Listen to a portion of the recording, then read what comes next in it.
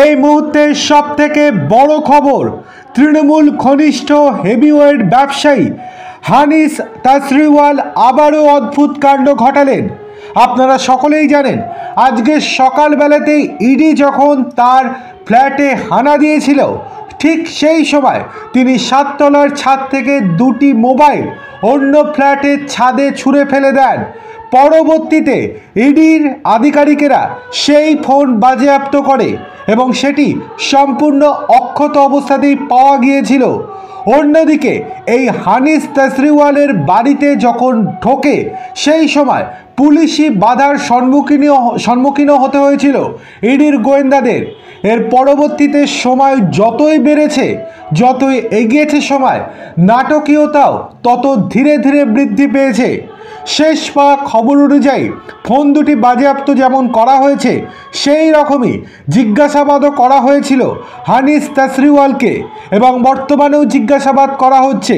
তবে আধ ঘন্টা আগে আরও নাটক উপস্থিত করে দিয়েছেন এই হানিস তাসরিওয়াল। কি করেছেন? মাঝে বিরতি দিয়েছিলেন লাঞ্চের জন্য হানিস তাসরিওয়ালকে ইডির গোয়েন্দারা।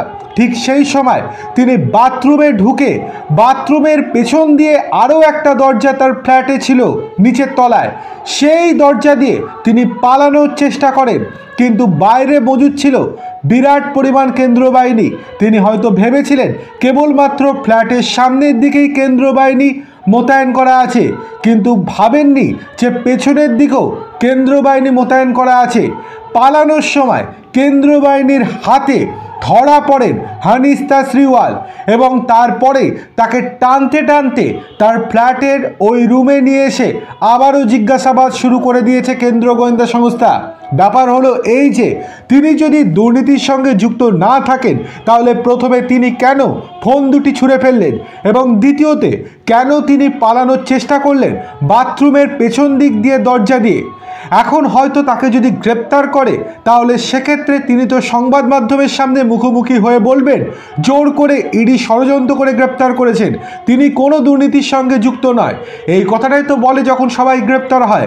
তাহলে যদি ধোয়া তুলসী পাতা হয়, তাহলে প্রথমে ফোন এবং দ্বিতীয়তে পালানোর চেষ্টা কেন করলেন তিনি?